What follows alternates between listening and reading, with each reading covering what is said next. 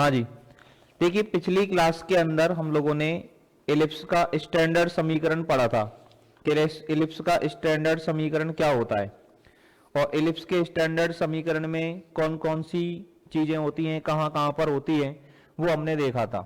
अब लिखेंगे अपन दीर्घवृत्त का दूसरा रूप। दीर्घवृत्त के दो रूप होते हैं। तो दीर्घवृत्त का एक फॉर्म तो हम पहले पढ़ चुके थे। अब हम देखेंगे दीर्घवृत्त का सेकंड फॉर्म, मतलब एक्स स्क्वायर बटे ए स्क्वायर प्लस वाई स्क्वायर बटे बी स्क्वायर बराबर एक। पहले हमने देखा था ए ग्रेटर देन बी के लिए। अब हम बात करेंगे ए लेस देन बी के लिए। अगर ए का मान बी से कम है, स्मॉल ए लेस देन स्मॉल बी है, तो दीर्घवृत्त किस तरह से बनेगा, कौन कौन सी चीज होंगी, कैसे कैसे बनेंगी, उस बारे में अपने को डिस्कस करना है। कल जो हमने डिस्कस किया था वो ए ग्रेटर देन बी के लिए डिस्कस किया था। आज हम जो डिस्कस करेंगे वो ए लेस देन बी के लिए डिस्कस करेंगे। ठीक है ना?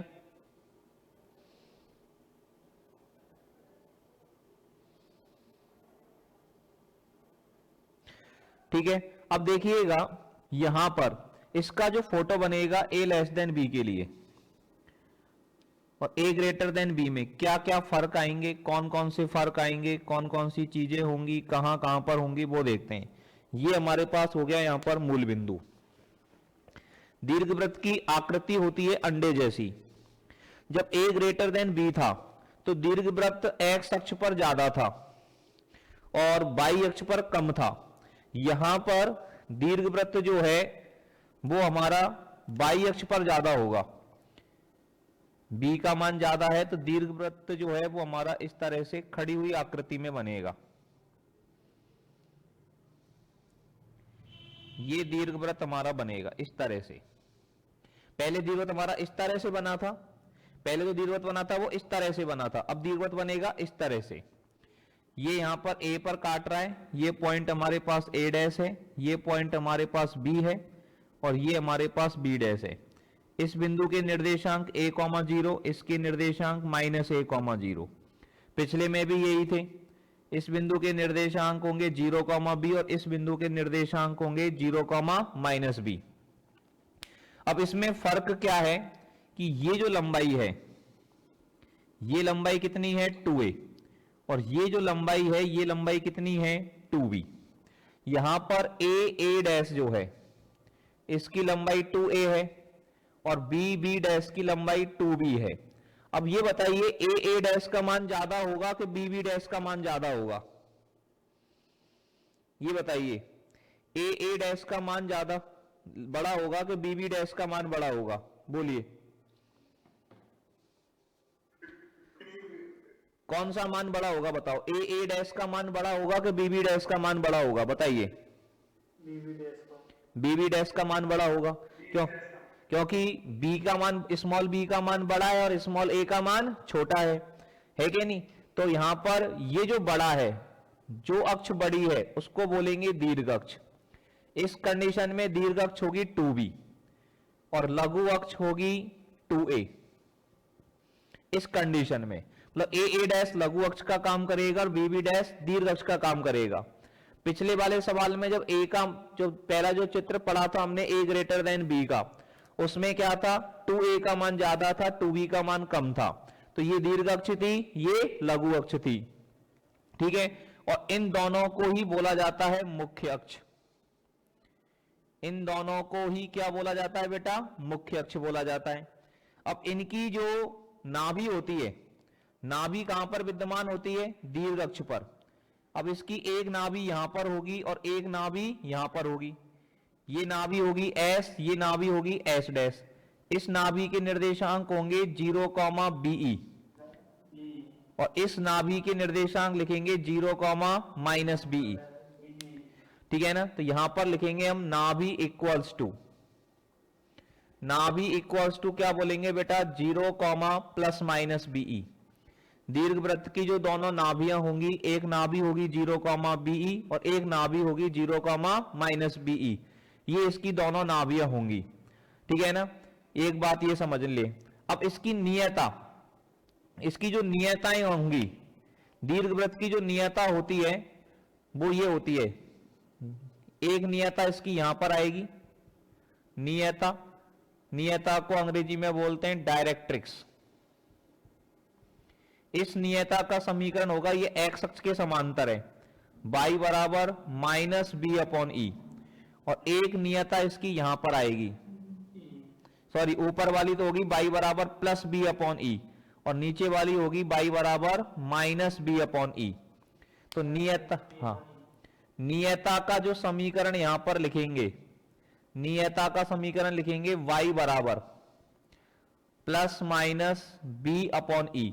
और पिछले सवाल में जो नाभि होती थी, पिछले चित्र में जो नाभि हमने पढ़ी थी, वो हमने पढ़ी थी प्लस माइनस ए ई कॉमा जीरो, नाभि के निर्देशांक। तो और नियता का समीकरण क्या पढ़ाया था पिछले चित्र के अंदर हमने, बताओ? x बराबर a अपॉन ई और x बराबर माइनस a अपॉन ई, ये हमने उसकी नियता बताई थी। अब एक इसका होता है नाभि लंब। नाभि लंब कौन सा होता है? जो नाभि से गुजरे और दीर्घ अक्ष के लंबवत हो। ये L और ये L डैश, दो नाभि लंब होते हैं। एक नाभि लंब यहां पर होगा जो इस नाभि से गुजरेगा और अक्ष के लंबवत होगा। नाभि लंब की परिभाषा आपको मैंने समझाई थी। नाभि लंब होती है दीर्घवृत्त की ऐसी जीवा जो नाभि से गुजरती है और दीर्घ अक्ष के लंबवत होती है। क्यों भाई पुनीत, सही है ना? सही है भाई पुनीत? तो जो हमारे पास में होती है नाभि लंब, जो होता है नाभि लंब, क्या होता है? नाभि लंब एक ऐसी जीवा होती है जो नाभि से गुजरती है और दीर्घ अक्ष के लंबवत होती है, उसको कहते हैं हम नाभि लंब। और नाभि लंब की जो लंबाई होती है, यहां पर नाभि लंब की लंबाई हम लोग ध्यान रखेंगे। नाभि लंब की लंबाई पिछले चित्र में क्या बताई थी, बताएंगे? याद है किसी को? a का मान b से बड़ा होता है तो नाभि लंब की लंबाई क्या बताई थी? स्मॉल a का मान स्मॉल b से अगर बड़ा है तो नाभि लंब की लंबाई क्या होती है, बताइए? हाँ जी, महेंद्र, पंकज, पुनीत, सोनू, याद है? स्मॉल a का मान स्मॉल b से बड़ा है तो नाभि लंब की लंबाई आपको बताई थी मैंने 2a square upon b। Videos को देखिए भाई, ठीक है ना? नाभि लंब की लंबाई क्या होती है? 2a स्क्वायर अपॉन b, अगर a का मान b से बड़ा है तो। और अगर b का मान a से बड़ा है, इस वाले केस में नाभि लंब की लंबाई होगी 2b स्क्वायर अपॉन a। इस वाले केस में नाभि लंब की लंबाई कितनी होगी? 2b स्क्वायर अपॉन a होगी। बात समझ में आ गई सबको अच्छे से? और यहां पर स्मॉल a में, स्मॉल b में और स्मॉल e में रिलेशन, इस वाले केस में स्मॉल a स्क्वायर बराबर होगा b square into 1 minus e square. a अगर b से छोटा है, स्मॉल a का मान अगर b से छोटा है, तो स्मॉल a में, स्मॉल b में और स्मॉल e में जो रिलेशन लिखा जाएगा, वो रिलेशन लिखा जाएगा स्मॉल a स्क्वायर बराबर b square into 1 minus e square. और जब a का मान b से बड़ा था, जब small a greater than small b था, तो ये रिलेशन क्या होता था? वहां पर ये रिलेशन बताया था b स्क्वायर बराबर a square into 1 minus e square, हमने रिलेशन बताया था। ठीक है भाई? तो इस तरह से ये रिलेशन हमारा काम करता है। समझ में आया सभी को? इसके अंदर कोई दिक्कत हो, कोई तकलीफ हो, यहां तक किसी तरह की परेशानी हो तो बताइए आप। यहां तक किसी तरह की कोई दिक्कत हो तो बताएं भाई। समझ में आ गई बात सबको अच्छे से? Yes sir. चलिए, ये तो मैंने दोनों दीर्घवृत्त के अंतर्गत कौन कौन सी चीज होती है, देखो शीर्ष ध्यान रखेंगे। शीर्ष तो ये चारों ही होते हैं। शीर्ष की अगर बात करें, वैसे तो चारों ही होते हैं, लेकिन अगर मुख्य रूप से बात करें तो दीर्घ अक्ष के सिरे होते हैं, उनको शीर्ष बोलते हैं। यहाँ दीर्घ अक्ष बी डैश है, इसके सिरे हैं 0,b और 0,-b, तो शीर्ष बोल सकते हैं 0,+-b। तो शीर्ष क्या होते हैं, नाभि क्या होती है, नियता क्या होती है, नाभि लंब क्या होता है, लघु अक्ष, दीर्घ अक्ष, ये सारी चीजें हमें दीर्घवृत्त के अंदर पता होनी चाहिए। ठीक है? तो एकता समझ में आ गई बात? आज अच्छे से चित्र समझ में आ गया एकता? अब यस सर। अब भी कोई दिक्कत? No sir. क्लियर है अच्छे से? अब Yes, sir. एक मिनट। अब हेडिंग डालो नाभिलम की लंबाई। नाभिलम की लंबाई अभी तो मैंने आपको ये डायरेक्ट लिखवा दी कि नाभिलम की लंबाई कितनी होती है, 2a स्क्वायर अपॉन बी और 2b स्क्वायर अपॉन ए का मान b से बड़ा होने पर नाभिलम की लंबाई 2a स्क्वायर अपॉन बी होती है और a का मान b से छोटा होने पर नाभिलम की लंबाई 2b स्क्वायर अपॉन ए होती है। ये अभी तो हमने आपको डायरेक्ट लिखवा दी। अब इसको अपन इसका प्रूफ समझते हैं, डेरिवेशन इसका समझते हैं। तो हेडिंग डालें हम नाभिलंब की लंबाई। नाभिलंब की लंबाई हम लोग कैसे निकालेंगे, इस चीज को हम लोग समझते हैं। लेंथ ऑफ लेटस रेक्टम,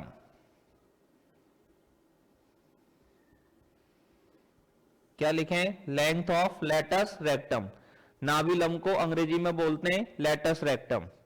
अब देखिए इसका चित्र बनाते हैं, इसका फोटो देखते हैं पहले तो। दीर्घवृत्त की ज्योमेट्री को बिल्कुल अच्छे से हम लोग समझ लें। ये मूल बिंदु होता है,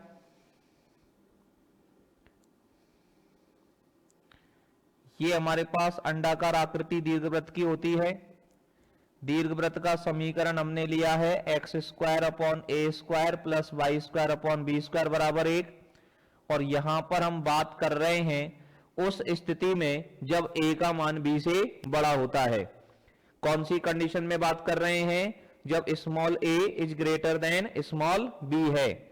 अब इस कंडीशन में इस पॉइंट को a नाम देते हैं, इस पॉइंट को a डैश नाम देते हैं, इस पॉइंट को b और इस पॉइंट को b डैश नाम देते हैं। ये इसकी नाभि हमने पढ़ी थी s और इस नाभि के निर्देशांक हमने पढ़े थे AE, 0। और नाभिलंब हमने बताया था जो इस नाभि से गुजरे और जो इस दीर्घ अक्ष के लंबवत हो। ये पॉइंट हमने L मान लिया, तो ये वाला पॉइंट हो गया L डैश। तो ये जो L डैश है इसकी लंबाई अपने को निकालनी है। L डैश की जो लंबाई होगी वही नाभिलंब की लंबाई होगी। L डैश का जो मान होगा, L डैश का जो मान होगा वही नाभिलंब की लंबाई होगी। अब ये लंबाई कैसे निकलेगी, जितनी लंबाई x अक्ष के ऊपर है बेटा उतनी ही लंबाई x अक्ष के नीचे होगी सममिति से। जितना पार्ट x एक्सिस के ऊपर है उतना ही पार्ट x एक्सिस के नीचे है। हमने मान लिया कि ऊपर वाले भाग की लंबाई स्मॉल l है तो नीचे वाले भाग की लंबाई भी स्मॉल l होगी। ध्यान देना ये लंबाई स्मॉल l है, ये जो लंबाई है ये लंबाई आपके पास कितनी है, स्मॉल l है। और ये जो लंबाई है ये लंबाई आपके पास कितनी है, AE है। s के कोऑर्डिनेट AE, 0 है तो ये लंबाई AE है। अब बता सकते हैं आप l के निर्देशांक क्या लिख सकते हैं हम, कैपिटल L के कोऑर्डिनेट, कैपिटल L के निर्देशांक क्या लिखे जा सकते हैं, बताएंगे आप।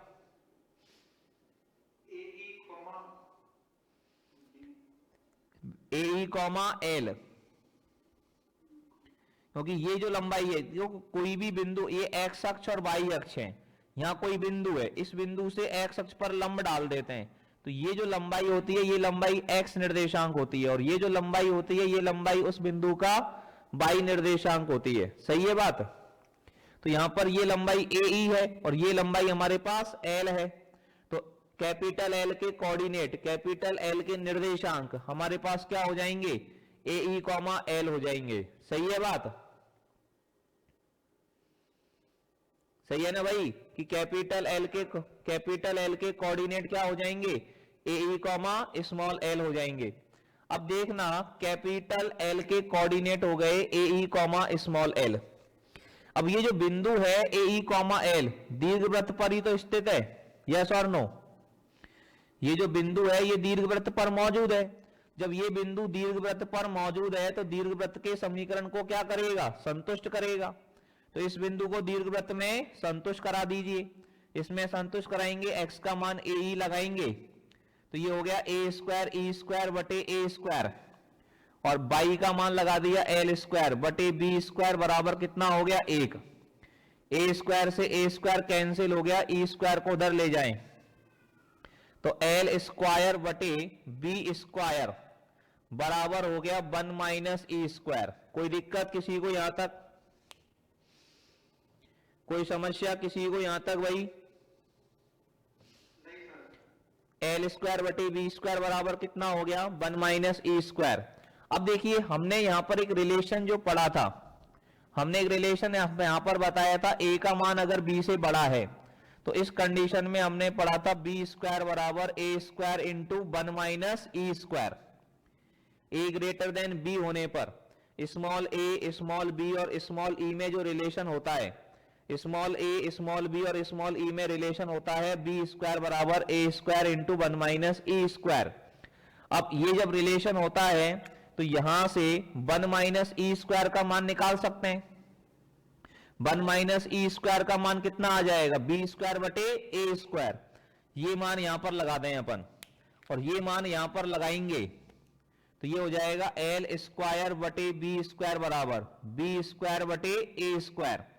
अब दोनों तरफ वर्गमूल ले लें तो एल बटे बी बराबर बी बटे ए। अब इस बी को ऊपर ले जाएंगे तो एल बराबर आ जाएगा बी स्क्वायर अपॉन ए। आ जाएगा कि नहीं आ जाएगा? यस और नो? Yes sir. महेंद्र भैया समझ में आ रही है बात? महेंद्र, पंकज, सोनू, एकता, समझ में आ रही है बात सबको? अरे बोलो भाई, कैसे नींद में तो नहीं हो? आ रही है ना अच्छे से समझ में? कोई तकलीफ तो नहीं है? नहीं है। चलिए अब देखो स्मॉल एल का मान, ये स्मॉल एल का मान 20 कितना आ गया? स्मॉल एल का मान ये आ गया बी स्क्वायर अपॉन ए, तो ये भी वही होगा। तो नाभिलंब की लंबाई कितनी हो जाएगी? नाभिलंब की लंबाई बराबर हो जाएगी 2l, और 2l करेंगे तो कितनी हो जाएगी? 2b स्क्वायर अपॉन ए। यही मैंने आपको लिखवाई थी कि एक्स स्क्वायर बटे ए स्क्वायर प्लस वाई स्क्वायर बटे बी स्क्वायर बराबर 1 में ए का मान बी से बड़ा होने पर, ए का मान बी से बड़ा होने पर नाभिलंब की जो लंबाई होती है, ये नाभिलंब की लंबाई कितनी हो गई? टोटल नाभिलंब की लंबाई हो गई 2b स्क्वायर अपॉन ए। अब इसमें कैपिटल एल के जो कोऑर्डिनेट हैं ये क्या हो जाएंगे? कैपिटल एल के कोऑर्डिनेट, इस कैपिटल एल के कोऑर्डिनेट हो जाएंगे ए e comma B square upon ए, क्योंकि ये लंबाई जो है ये बी स्क्वायर अपॉन ए आ गई हमारे पास। ये जो लंबाई है ये बी स्क्वायर अपॉन ए आ गई हमारे पास। तो कैपिटल एल के कोऑर्डिनेट हो जाएंगे ए e comma B square upon ए, ठीक है। और एल डैश के कोऑर्डिनेट क्या हो जाएंगे बताओ? एल डैश के कोऑर्डिनेट, कैपिटल एल डैश के कोऑर्डिनेट क्या लिखेंगे बताओ?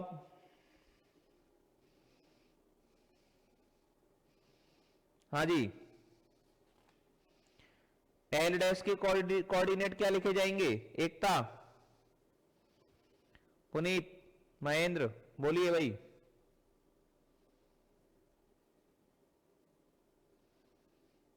अरे एल डैश के कोऑर्डिनेट नहीं बोल पा रहे कि बेटा?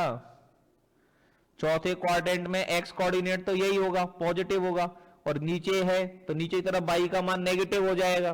तो एल डैश के coordinate a e comma minus b square upon a नहीं हो जाएंगे कि भाई?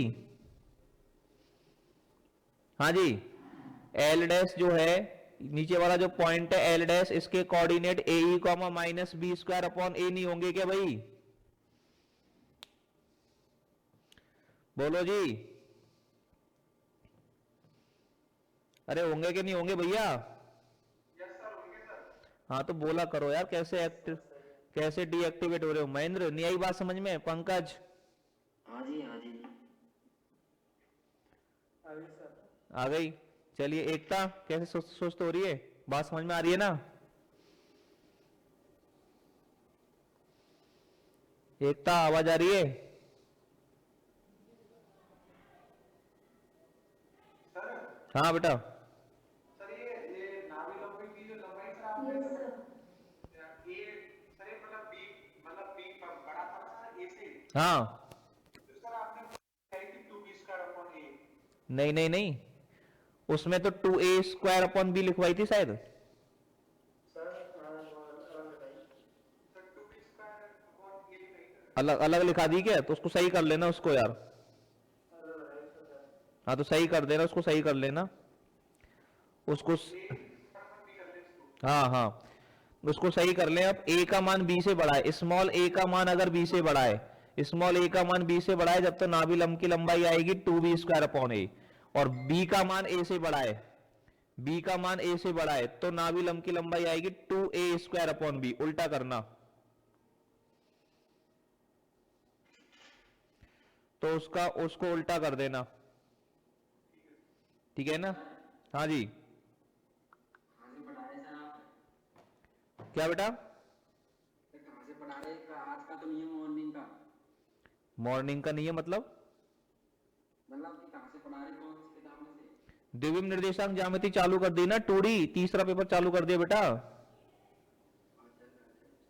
कौन सी दुनिया में? तो अभी तक सोई रहो भैया, बता पता कैसे रहेगा, क्लास में रह ही नहीं तू। चलो क्लियर है, ये बात समझ में आ गई सबको अच्छे से? चलिए अब हेडिंग डालो नाभीय गुण। हेडिंग क्या डालें आप? नाभीय गुण। हेडिंग डालें आप नाभीय गुण, फोकल प्रॉपर्टी। नाभीय गुण क्या होता है उसको अपन लोग समझते हैं। What is the focal property? नाभीय गुण, दीर्घवृत्त का नाभीय गुण समझते हैं अपन।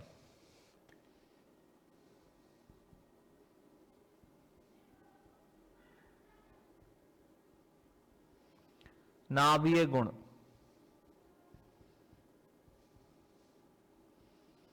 जिसको हम क्या बोलेंगे? फोकल प्रॉपर्टी, ठीक है ना।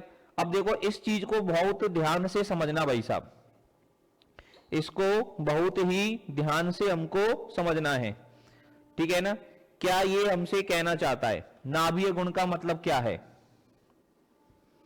ये हमारे पास एक्स अक्ष है और ये है हमारे पास वाई अक्ष, ये मूल बिंदु हो गया, ठीक है ना। दीर्घवृत्त का चित्र बनाए तो दीर्घवृत्त का चित्र ऐसे बनता है, ये दीर्घवृत्त है, सही है। अब इसकी एक नाभि तो ये है एस, और एक नाभि है इसकी ये एस डैश। इस एस के कोऑर्डिनेट तो बताए मैंने आपको AE,0, और एस डैश के कोऑर्डिनेट क्या बताए मैंने आपको? -AE,0। सही है बात? यस और नो? दोनों नाभियों के निर्देशांक एस और एस डैश के यही बताए मैंने आपको, AE,0 और -AE,0। सही है बात? यस और नो? ठीक है। अब देखिए इसकी इधर जो नियता होती है, नियताओं के समीकरण क्या बताए थे इसमें? ये अपन बात कर रहे हैं A B वाले केस में, है ना। ये जो नियता बताई थी, इस नियता का समीकरण बताया था x बराबर A/E, और इधर जो नियता होती है इस नियता का समीकरण, नियता बोले तो डायरेक्ट्रिक्स, इस नियता का समीकरण, इस डायरेक्ट्रिक्स का समीकरण हमने पढ़ा था x बराबर -A/E। सही है बात? अब यहां पर देखिए दीर्घवृत्त पर कोई बिंदु लिया हमने, ये दीर्घवृत्त पर कोई बिंदु है P, और P के निर्देशांक है हमारे पास x, y, बिंदु P के। अब बिंदु P के निर्देशांक x, y हैं, तो दीर्घवृत्त की एक खास बात होती है, दीर्घवृत्त की एक खास बात, जो दीर्घवृत्त की परिभाषा मैंने आपको पढ़ाई थी, उस दीर्घवृत्त की परिभाषा को दोबारा से ध्यान से सुनना आप, तो आपको एक बात यहां पर नजर आएगी। कौन सी बात आपको यहां पर नजर आएगी? कि दीर्घवृत्त पर कोई बिंदु है, इस बिंदु की नाभि से दूरी निकाल रहे हैं PS, और इस बिंदु की नियता से क्या निकालें? दूरी। बिंदु से नियता पर क्या डाल दें? लंब। तो बिंदु P की नाभि से दूरी PS और इसकी नियता से दूरी PM का अनुपात सदैव अचर रहता है। यही तो है, हमने दीर्घवृत्त की परिभाषा यही तो पढ़ी थी। दीर्घवृत्त एक ऐसे बिंदु का बिंदुपथ होता है जिसकी एक नियत बिंदु से दूरी और एक नियत रेखा से दूरी का अनुपात सदैव अचर रहता है और एक से कम रहता है।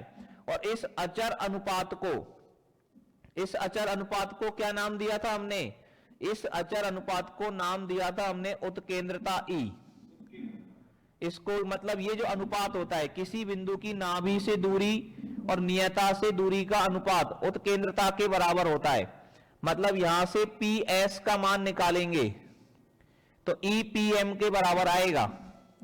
किसके बराबर आएगा? EPM। अब यहां पर एक बात समझो, इस नियता का समीकरण, नियता को अंग्रेजी में बोलते हैं डायरेक्ट्रिक्स, इस नियता का समीकरण x बराबर a बटे ई है और नियता का समीकरण x बराबर a बटे ई है। मतलब यहां से यहां तक की जो लंबाई है ये a बटे ई है, तभी तो इसका समीकरण x बराबर a बटे ई लिखा है हमने। ये पूरी दूरी जो है वो कितनी है? a बटे ई, तभी तो इस रेखा का समीकरण x बराबर a बटे ई लिखा है। और बिंदु P का x निर्देशांक x है, ये जो दूरी है ये कितनी है? x। तो देखो यहां से यहां तक की दूरी a बटे ई और ये दूरी है x, तो PM का मान कितना होगा? PM का मान PM का मान होगा a बटे ई माइनस x, और e को अंदर गुणा कर देंगे तो e से e कट जाएगा, a माइनस ई एक्स, समीकरण नंबर 1। तो यहां पर PS का मान हो जाएगा a minus E X. Punit mic को मत बंद कर ले, जब बोलना हो तभी बोला ऑन किया कर। तो PS बराबर कितना हो गया? a माइनस ई एक्स हो गया। अब ये तो हमने इस नाभि को और इस नियता को काम में लिया। अगर मान लीजिए मैं P की इस नाभि से दूरी निकालूं, बिंदु P की इस वाली नाभि से दूरी निकालें PS डैश, और इस नियता से दूरी निकालें इसकी, इस नियता पर लंब डाल दो P से M डैश, तो ये PS डैश और बटे PM डैश, ये मान भी किसके बराबर आएगा? उत्केंद्रता E के बराबर आएगा। सही है बात?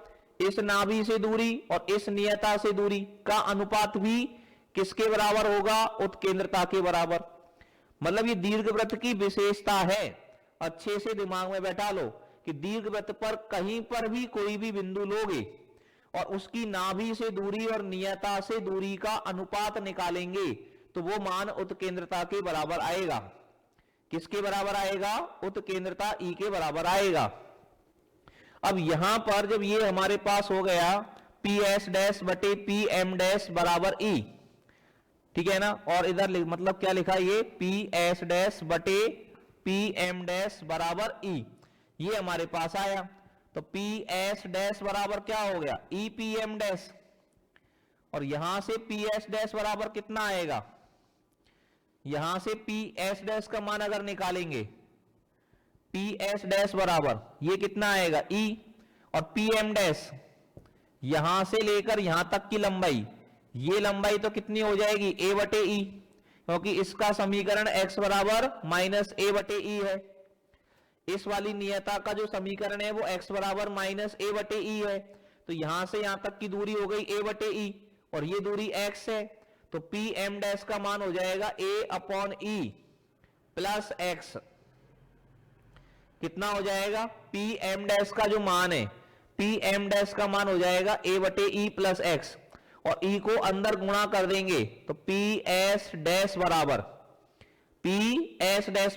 ये कितना आ जाएगा? PS डैश बराबर E को अंदर गुणा करेंगे तो a प्लस ई एक्स आ जाएगा, समीकरण नंबर 2। मतलब दीर्घवृत्त पर हमने एक बिंदु लिया P और इसकी इस नाभि से दूरी PS का मान निकाला और इसकी इस नाभि से दूरी PS डैश का मान निकाला। अब दोनों नाभियों से दूरियों को जोड़ दें, समीकरण 1 प्लस 2 कर दें, PS प्लस PS डैश कितना आ जाएगा बताइए? PS का मान है a माइनस ई एक्स और PS डैश का मान है a प्लस ई एक्स, दोनों को जोड़ेंगे तो मान किसके बराबर आएगा? 2a के बराबर। और 2a क्या है? इसकी दीर्घ अक्ष।